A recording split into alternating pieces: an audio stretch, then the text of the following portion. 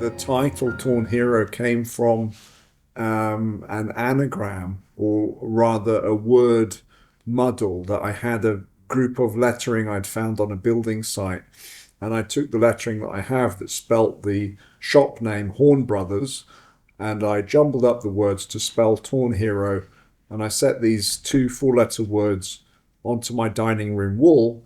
And then in the process of making the large painting that became Torn Hero, I decided these two words were appropriate as a title for this object because it was made from so many torn fragments and it had maybe a kind of heroic quality. And the other truth being that it has a positive message that the hero, the winner, or the survivor has endured a battle and has come out victorious, that the hero survived and won.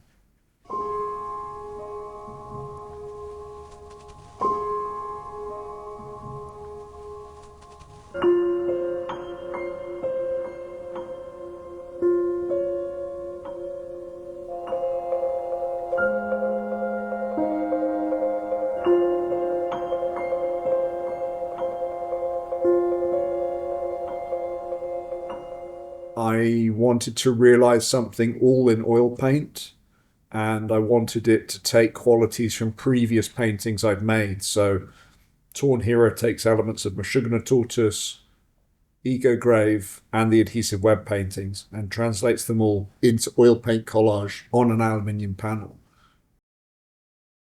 Whilst Torn Hero took references from those previous works, I wanted it also to be quite original and to find its own voice and to find its own space and originality. I made Torn Hero over a period of about 5 months. I began in maybe March of 2024 making paint effects on paper. I made hundreds of fragments. I began with large sheets of paper, painting them in oil paint and putting them into a sandwich system so that they could dry stacked up one atop the other about 6 or 7 feet high in my studio. And while I was working and while I was inventing, I discovered effects I could make, things that were successful, things that were unsuccessful, things that could be developed, things that could be adapted. And through the process of play and experimentation, I was able to find these multiple visual components and effects that I could make on paper.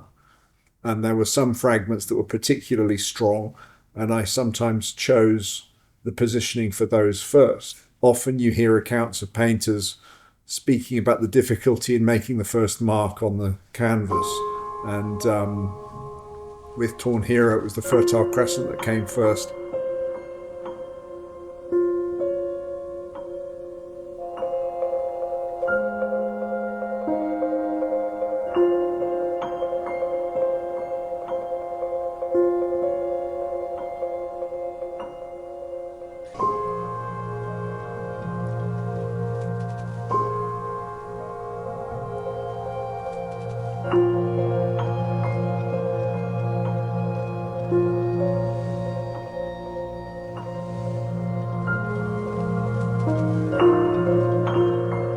Maybe the strongest influence was my own back catalogue of work, the adhesive webs, Meshuggah Tortoise, Ego Grave, the childhood paintings, the four-letter word paintings I've made recently. And Torn Hero was, I think, in my mind, a logical progression from those other paintings I've made over the years. I think about the devices in Torn Hero and the dominant one being the adhesive web.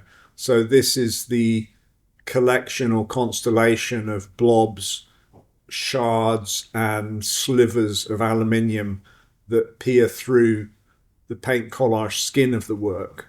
I don't know how they're going to work with the aluminium until all the tape is removed and I look at the painting and I have time to consider it. The challenge of making Torn Hero was to do with its size. Because it's an aluminium panel 6 feet high by 8 feet long, it had to come into the terraced house through the back garden, through the kitchen into the dining room.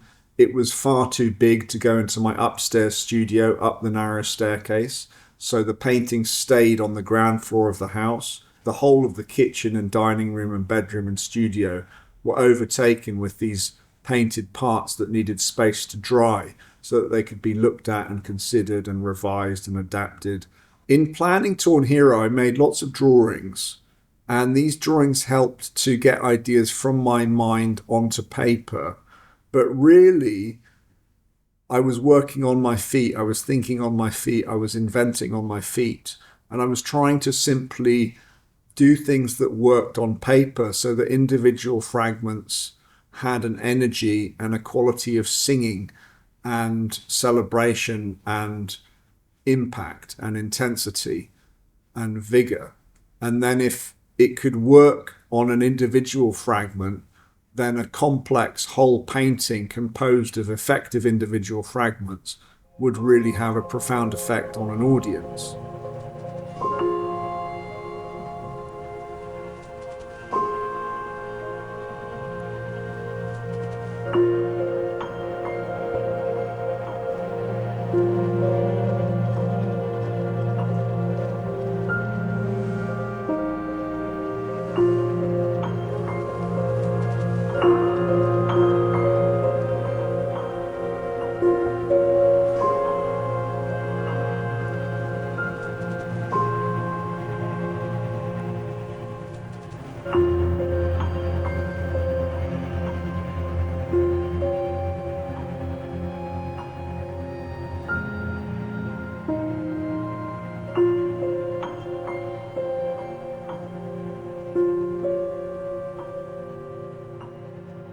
It has a quality of American painting, and I think it has the influence of European modernism upon it.